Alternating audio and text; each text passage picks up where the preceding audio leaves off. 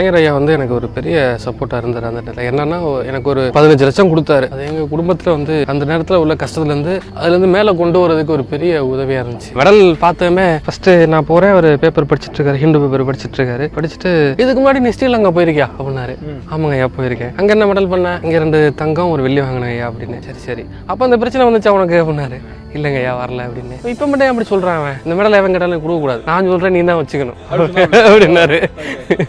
சொல்லிட்டு ரொம்ப சந்தோஷமா இருந்துச்சு. அவர் அந்த நேரத்தில் ஒரு பெரிய கஷ்டம்ல நான் இருக்கப்போ அவர் அந்த சொன்ன வார்த்தைகள் வந்து எனக்கு ஒரு பெரிய ஊக்குவிப்பாக இருந்தது. எனக்கு நாடு எப்படி இருக்குங்கப்போ ஸ்டேட்ல இருக்கிறது வந்து இந்த மெடல் யார் கேட்டாலும் கொடுக்காத அப்படின்னாரு. ரொம்ப சந்தோஷம். அது வந்து அவர் ஒரு பெரிய சப்போர்ட்டாக இருந்தார் அந்த நேரத்தில். பெரிய மனுஷன், மாநிலத்துக்கு ஒரு பெரிய முதல் மனிதர் அவர் தான். அவர் சொல்றாருங்கிறப்ப அதை விட ஒரு பெரிய நமக்கு ஒரு பாதுகாப்பு அது யாருக்கிட்டையும் கிடைக்காது இல்லை. நான் சொல்றேன் நீ யார்ட்டையும் கொடுக்கக்கூடாது அப்படின்னாரு. அந்த வார்த்தை வந்து ஒரு பெரிய இதாக இருந்தது, எனக்கு உதவியமாக இருந்தது. ஆக்சுவலாக அந்த 15 லட்சம் வச்சு அப்புறம் அந்த அகாடமி ஆரம்பிக்கலாம் அப்படின்னு சொல்லி நீங்கள் பிளான் பண்ணுறீங்க, அப்புறம் ஸ்டார்ட் பண்ணீங்க.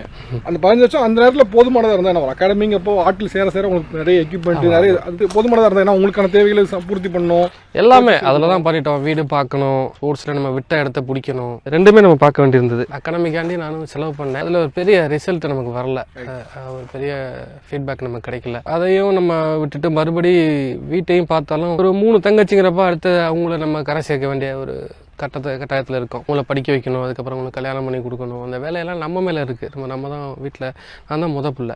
அப்படிங்கிறப்போ மறுபடி நான் வேலைக்கு பழையபடி செங்கல் சூளைக்கு வர வேண்டிய ஒரு சூழ்நிலை வந்துச்சு. அப்படிங்கிறப்போ 15 லட்சம் அவங்கள படிக்க வைக்கிறது, அவங்களுக்கு தேவையான செய்கிறது, இருந்த கடனை கட்டினது, அந்த அகாடமி செலவுன்னு அப்படியே கரெக்டாக இருந்தது. அப்புறம் மீண்டும் செங்கல் சூளைக்கு வந்தீங்கல்ல, அது வந்து எவ்வளோ நாள் நீங்கள் ஒர்க் பண்ண வேண்டியதாக இருந்துச்சு?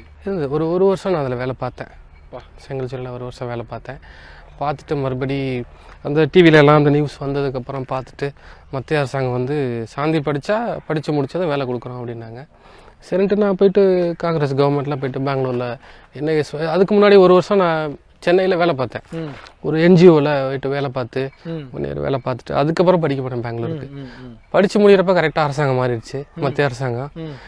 வேலை இல்லை, மறுபடியும் போராடி அப்புறம் ஸ்போர்ட்ஸ் அத்தாரிட்டி ஆஃப் இந்தியாவில் சாயில் வந்து மயிலாடுதுறையில் ஒரு கான்ட்ராக்ட் கோச்சாக சேர்ந்தேன் வேலைக்கு.